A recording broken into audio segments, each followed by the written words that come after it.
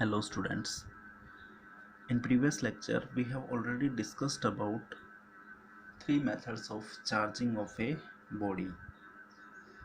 Today we are going to discuss about some basic properties of electric charge. Okay, our first property is additive nature of charge. Dear students, electric charge is a scalar quantity. Scalar quantities are those quantities which have only magnitude but no direction. For example, mass and time. Mass and time को measure करने के लिए हमारे को केवल magnitude चाहिए, direction की ज़रूरत नहीं है. Okay, and vector quantities are those quantities which have magnitude as well as direction, okay, and which obey laws of vector algebra. This is very important, laws of vector algebra. For example, velocity, force, displacement, acceleration, these are vector quantities. So to understand vector quantities, let's see one example. Okay students, suppose we are having a body. This is a body. मान लो आपके पास यहाँ पे एक body है, ये एक हमारे पास body है और इस बॉडी के ऊपर आपने पॉजिटिव एक्स एक्सिस के अलोंग 10 न्यूटन फोर्स लगाया. ओके, और आपके साथ वाले ने भी इस बॉडी के ऊपर आप ही की डायरेक्शन में 10 न्यूटन फोर्स लगाया. तो नेट फोर्स अगर हम यहाँ पे कैलकुलेट करें तो नेट फोर्स हमारे को कितना मिलता है, 10 + 10. ये तो मैग्नीट्यूड हो गया. ओके, एंड यहाँ पे मैंने जो आई कैप लिखा है ना, ये आई कैप बेसिकली आप 11th में जब आओगे तो आप पढ़ोगे कि एक यूनिट वेक्टर होता है ये, ठीक है, और ये किसको रिप्रेजेंट करता है, डायरेक्शन को. तो कोई भी जो वेक्टर क्वांटिटी होती है उसको हम उसके मैग्नीट्यूड और उसकी डायरेक्शन के साथ लिखते हैं. तो मैग्नीट्यूड आपको कितना मिला, 20, और डायरेक्शन क्या मिली, आई कैप. तो साइन कैसा आ रहा है, पॉजिटिव. यानी कि जो इस बॉडी के ऊपर नेट फोर्स लगा ना, वो कौन सी डायरेक्शन में लगा, पॉजिटिव एक्स डायरेक्शन के अलोंग लगा. ये जो आई कैप है वो पॉजिटिव एक्स एक्सिस का यूनिट वेक्टर है विच रिप्रेजेंट्स इट्स डायरेक्शन. ठीक है, तो फर्स्ट केस में आपने देखा नेट फोर्स आपका 20 आया जब दोनों ने सेम डायरेक्शन में फोर्स लगाया. ओके, सेकंड केस की अगर बात करें तो सेकंड केस में आपने फोर्स लगाया बॉडी पर 10 Newton along positive x direction, और आपके साथ वाले ने इसके ऊपर फोर्स लगाया जस्ट आपके ऑपोजिट डायरेक्शन में, कितना, 10 न्यूटन. तो जब आप यहाँ पे टोटल फोर्स निकालोगे, नेट फोर्स निकालोगे, तो वो नेट फोर्स आपका 10 - 10 कितना मिलेगा, 0 मिलेगा. ओके, उस टाइम पे आपको नेट फोर्स कितना मिलेगा, 0. तो स्टूडेंट्स आप देखोगे यहाँ पे कि फर्स्ट केस में दोनों फोर्सेस के बीच में जो एंगल है वो 0 डिग्री है. जब एंगल 0 डिग्री मिल रहा है तो उस टाइम पे फोर्स, नेट फोर्स 20 आ रहा है. और जब एंगल आपका कितना हो गया सेकंड केस में, ये 10 इधर था 10 इधर था, दोनों के बीच में एंगल कितना, 180 डिग्री. तो एंगल जब 180 डिग्री है तो उस टाइम पे नेट फोर्स कितना, 0. तो स्टूडेंट्स किन्हीं भी दो वेक्टर को सम करने के लिए, ऐड करने के लिए हमारे को दोनों के बीच में क्या देखना पड़ेगा, एंगल देखना पड़ेगा. ठीक है, तो वेक्टर के एडिशंस के लिए, ठीक है ना, वेक्टर्स के एडिशन के लिए उनके बीच में क्या एंगल बन रहा है, ये चीज़ आपको पहले चेक करनी पड़ेगी. और उनको ऐड करने के लिए वेक्टर अलजेब्रा का यूज करना पड़ेगा. ठीक है, तो ये हमारा टॉपिक वैसे नहीं था. ठीक है, जस्ट मैंने यहाँ पे डिफरेंस बताया स्केलर क्वांटिटी में और वेक्टर क्वांटिटी में, ताकि आपको अच्छे से क्लियर हो जाए कि स्केलर क्वांटिटी होती क्या है और वेक्टर क्वांटिटी होती क्या है. तो स्केलर क्वांटिटी सिंपली नंबर्स होते हैं बेसिकली.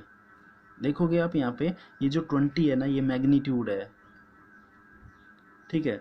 तो स्केलर की बात करें, जैसे मान लो मैं एक मास की बात करता हूँ, 12 kg, ओके।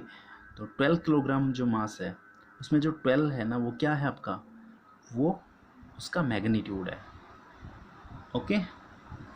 तो स्केलर्स को हम सीधा नंबर्स की तरह ऐड करेंगे। तो अब हम चार्ज के बारे में बात करते हैं कि जो चार्ज है वो कैसी क्वांटिटी है, स्केलर क्वांटिटी है, ओके।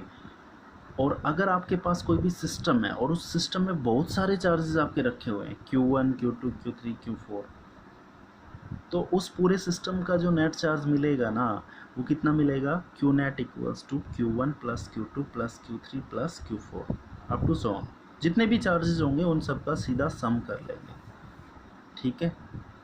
हो सकता है उस सिस्टम में आपके कुछ चार्जेस नेगेटिव हो, मान लो Q4 आपका नेगेटिव होता या Q3 आपका नेगेटिव होता, तो उस टाइम पे यहाँ पे साइन कैसा आ जाता, नेगेटिव आ जाता।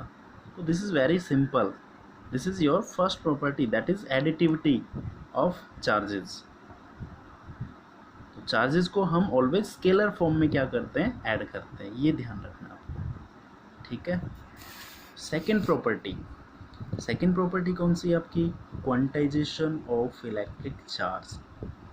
Dear students, according to quantisation of charge, charge of any body can be given as Q equals to plus minus n into e. किसी भी बॉडी का जो चार्ज होता है वो कितना होता है, प्लस माइनस n इंटू ई होता है। यहाँ साइन जो प्लस और माइनस है वो क्या रिप्रेजेंट कर रहा है, हो सकता है उस बॉडी पर चार्ज आपका पॉजिटिव हो तो उस टाइम पे प्लस यूज करेंगे, हो सकता है उस बॉडी का चार्ज आपका नेगेटिव हो तो उस टाइम पे कैसा यूज करेंगे, साइन नेगेटिव, ठीक है। अब इसी फॉर्मूले में हम बात करते हैं डिफरेंट सिंबल्स की। ये जो Q है ये तो आपको पता ही है, Q क्या होता है, चार्ज का नोटेशन, यानी कि चार्ज का सिंबल क्या है, Q। कैपिटल Q से भी डिनोट कर सकते हैं, स्मॉल q से भी कर सकते हैं, ये आपकी चॉइस है, आप जो लेना चाहें वो ले, ठीक है। n एक इंटीजर है, और इंटीजर का मतलब है नंबर ऑफ इलेक्ट्रॉन यहाँ पे, ठीक है ना। इस केस में हम बात करेंगे तो नंबर ऑफ इलेक्ट्रॉन ट्रांसफ़र की बात करेंगे यहाँ पे n, ठीक है। इसकी वैल्यू जो होगी वो कितनी होगी, 0 1 2 3 4 अप टू 7, कितनी भी हो सकती है, 0 लेंगे फर्स्ट। मान लो अगर ये 0 हो गया तो उस टाइम पे तो Q की वैल्यू 0 हो गई, तो बॉडी का नेट चार्ज कैसा होगा, 0, यानी कि बॉडी आपकी कैसी मिलेगी, न्यूट्रल मिलेगी। अगर आपका 1 होगा n, तो उस टाइम पे बॉडी का जो चार्ज मिलेगा वो प्लस माइनस ई मिलेगा। अगर 2 होगा तो प्लस माइनस 2e, 3 होगा तो प्लस माइनस 3e, ठीक है। तो बॉडी का जो चार्ज है वो डिपेंड करेगा इस नंबर पर कि कितने नंबर ऑफ इलेक्ट्रॉन्स उस बॉडी में ट्रांसफ़र हो रहे हैं, उस बॉडी में आ रहे हैं या उस बॉडी से निकल रहे हैं, ठीक है। अब बात करते हैं ई की। तो ई जो है वो एक इलेक्ट्रॉन की चार्ज की वैल्यू है, ठीक है ना।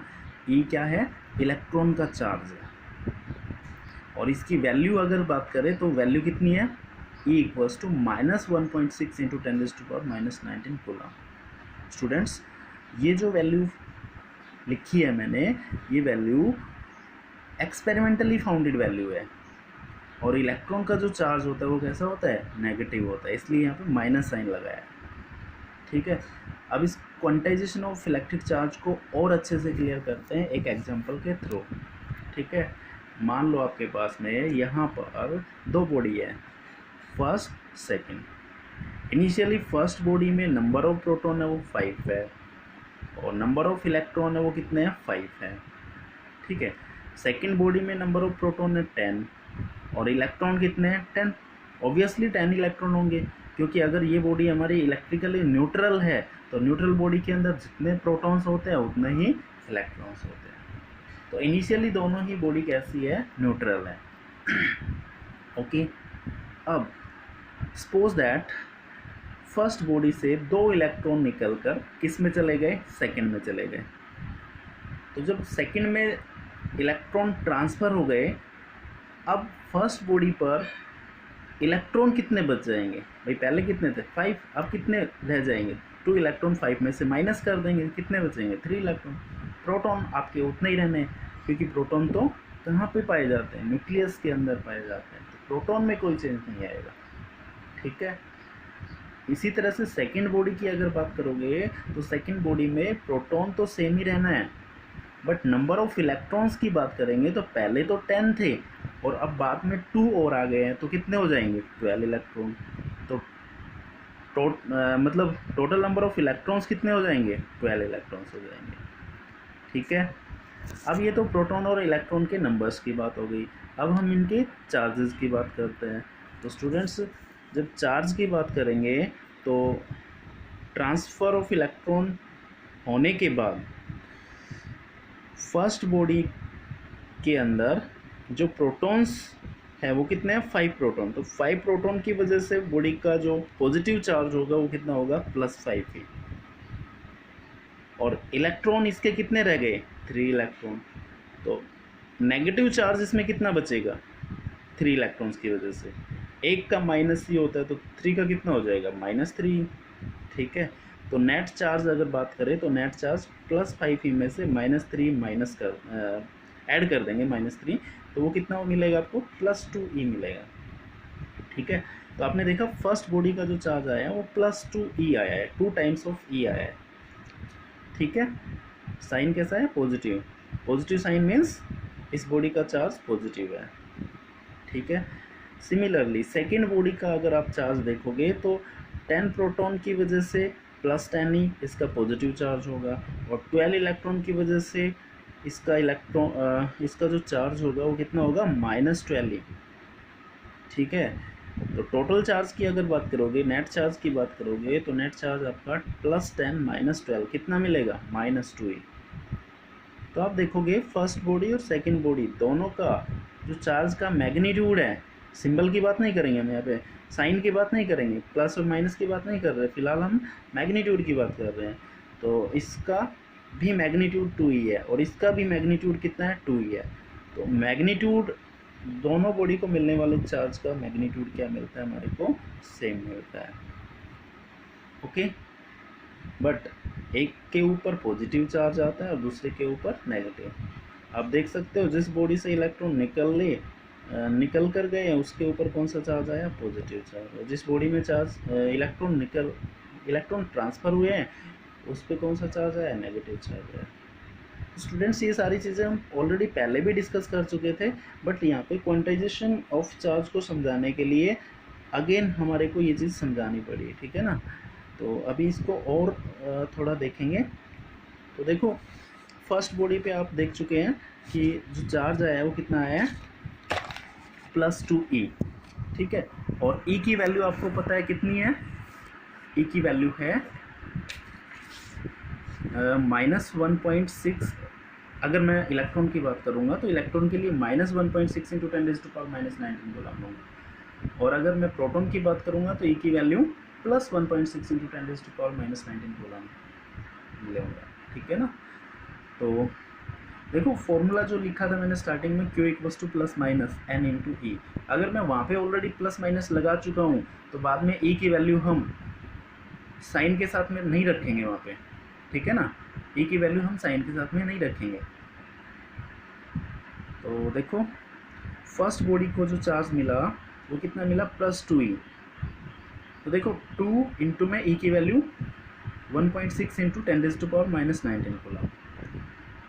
ओके, अब मल्टीप्लाई करेंगे तो 1.6 × 2 कितना हो जाएगा 3.2 × 10⁻⁻⁹ कूलम, और सेकेंड बॉडी का जो चार्ज होगा वो कितना हो जाएगा, सेकेंड बॉडी का साइन कैसा आ रहा है माइनस आ रहा है। अब माइनस साइन मैंने ऑलरेडी पहले लगा दिया है यहाँ पे, तो E की वैल्यू अब मैं माइनस नहीं लूँगा, E की वैल्यू कैसे लूँगा प्लस ही लूँगा, क्योंकि साइन ऑलरेडी मेरा माइनस बाहर आ चुका है। तो सेकेंड बॉडी का जो नेट चार्ज हो जाएगा वो कितना हो जाएगा -2 × 1.6 × 10⁻⁻⁹ coulomb, that is -3.2 × 10⁻⁻⁹ coulomb. Okay, तो आप देख सकते हो दोनों में जो मैग्नीट्यूड आया है वो 3.2 आया है, यहाँ पे भी 3.2 आया है, बट साइन एक का पॉजिटिव आ रहा है दूसरे का नेगेटिव आ रहा है। ठीक है स्टूडेंट्स, ये चार्ज कब मिला है, जब 2 इलेक्ट्रॉन ट्रांसफर हुए। और मान लो अगर 1 इलेक्ट्रॉन ट्रांसफर होता है तो कितना मिलता है, 1.6 × 10⁻⁻⁹ कूलम। अगर आपके 2 इलेक्ट्रॉन ट्रांसफर होते तो कितना मिलता, 2 पे तो इतना मिला है, ठीक है। और 3 इलेक्ट्रॉन अगर ट्रांसफर होता है तो कितना मिलता, 4.8 × 10⁻⁻⁹ कूलम, ठीक है। तो स्टूडेंट्स आप 1.6, 3.2 इन दोनों के बीच कोई भी अगर वैल्यू देखोगे तो वो आपकी यहाँ पे नहीं आएगी, ठीक है। और वो वैल्यू कब आ सकती है, जब आप n की वैल्यू इंटीजर ना लें, यानी कि आप अगर हाफ ले लें या 2.5 ले लें, उस टाइम पे आपको इन दोनों के बीच की वैल्यू मिलेगी। बट फिलहाल हमारा आंसर जो आ रहा है, मतलब फिलहाल हमारा जो चार्ज मिल रहा है वो किस फॉर्म में मिल रहा है, इंटीजर फॉर्म में मिल रहा है। इसलिए हम क्या कहते हैं कि जो चार्ज है वो integral multiple of electronic charge होता है। किसी भी बॉडी पर जो चार्ज किसी भी बॉडी का जो चार्ज होता है वो इलेक्ट्रॉन के चार्ज का इंटीग्रल मल्टीपल होता है, ठीक है। This is quantization of charge, understood. Now next property, conservation of charge. Dear students, conservation of charge, conservation of energy आपने पढ़ा हुआ है, ठीक है। एनर्जी के कंजर्वेशन प्रिंसिपल में हम क्या बोलते थे कि energy can neither be created nor be destroyed, but it can be converted into from one form to another form. तो यहाँ पे चार्ज का कंजर्वेशन भी ओबे होता है, ठीक है। तो चार्ज जो है वो एक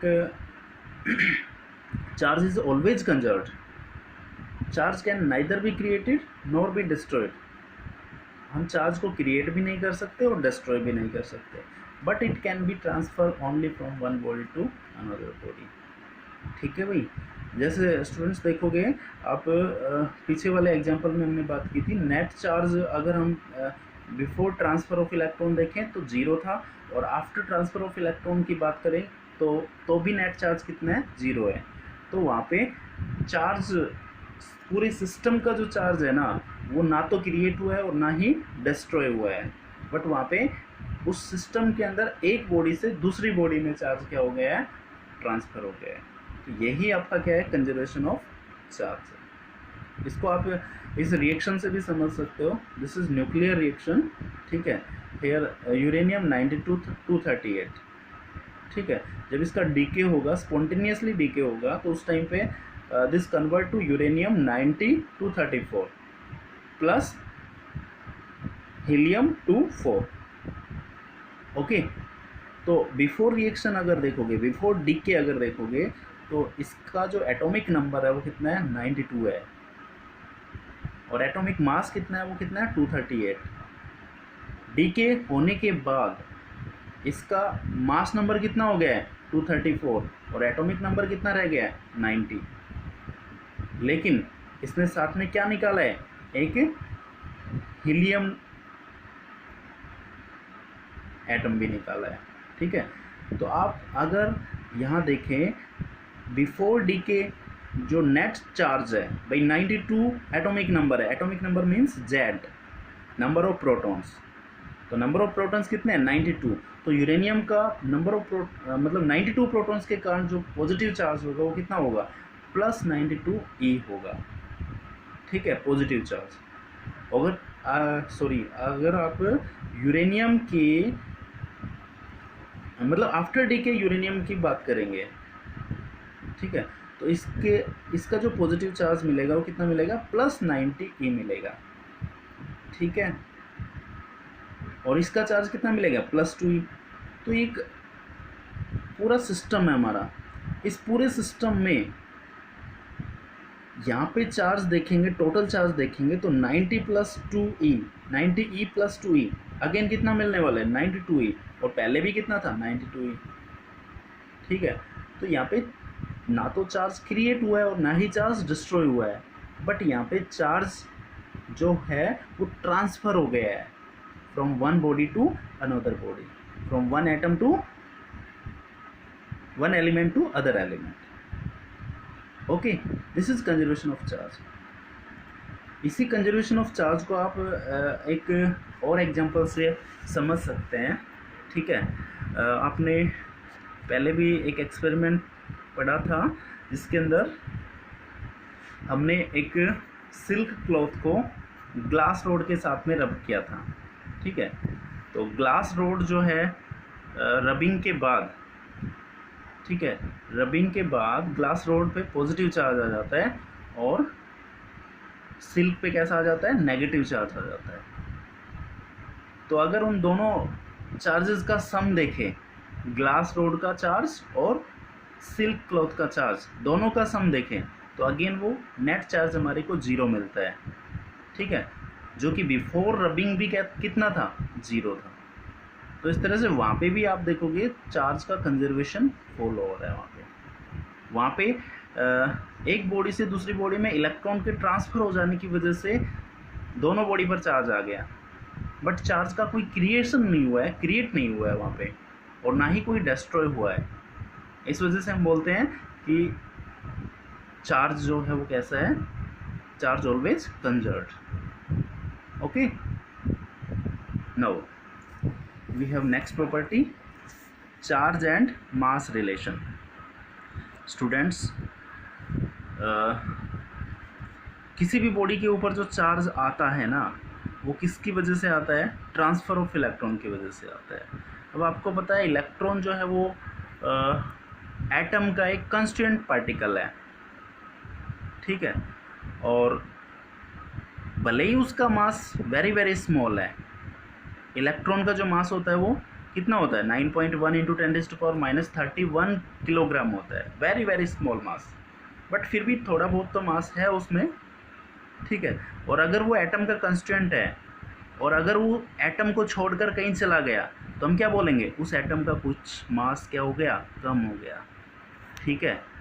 तो आप ऑलरेडी देख चुके हैं जब भी बॉडी के ऊपर पॉजिटिव चार्ज आता है तो बॉडी से इलेक्ट्रॉन निकल जाते हैं, और बॉडी से अगर इलेक्ट्रॉन निकलेंगे, ठीक है, तो बॉडी का मास स्लाइटली क्या हो जाएगा, डिक्रीज हो जाएगा, ठीक है। और जिस बॉडी के ऊपर नेगेटिव चार्ज होता है उस बॉडी पर नेगेटिव चार्ज क्यों आता है, क्योंकि उस बॉडी के अंदर इलेक्ट्रॉन ट्रांसफ़र हो गए हैं, ठीक है। अब इलेक्ट्रॉन अगर उस बॉडी में आएंगे तो कुछ न कुछ मास लेकर आएंगे, तो स्लाइटली उस बॉडी का मास क्या हो जाएगा, बढ़ जाएगा, इंक्रीज हो जाएगा। ओके, तो we can say positively charged body is slightly lighter than negatively charged body. This is our fourth property. This is the relation between charge and mass. Okay, ऐसा नहीं है कि बॉडी अगर चार्ज है तो उसका मास, उसके मास पे कोई फ़र्क नहीं पड़ेगा, उसके मास पे फ़र्क पड़ेगा, ठीक है। हमारे को ये देखना पड़ेगा कि बॉडी पॉजिटिवली चार्ज है या नेगेटिवली चार्ज है। Our next property is charge is invariant. Okay, students, if any charged body is moving, अगर कोई भी चार्ज बॉडी मूव करती है तो उसके चार्ज में कोई चेंज नहीं आता है, ठीक है ना। अगर हम एयर फ्रिक्शन को काउंट ना करें, ठीक है ना, तो उस टाइम पे चार्ज बॉडी के मूव करने पर रेस्ट में अगर हम देखें तो रेस्ट में जो चार्ज था वो उतना ही मिलेगा जब वो मूव करेगी, ठीक है।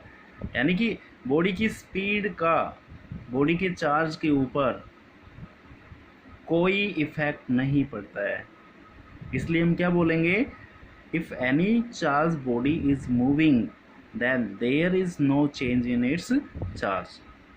तो बॉडी जब मूव करेगी और वो अगर चार्ज्ड है तो उस टाइम पे उसके चार्ज की वैल्यू में कोई भी चेंज नहीं आएगा।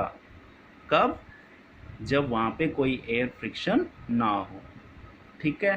तो I think you are understanding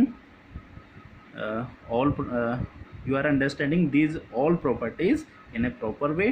Okay students, these are 5 properties, and in next lecture we will discuss about electric current. Okay, what is electric current, what is its SI unit. Okay, we will go through deeply all these topics in next lecture. Okay students, thank you.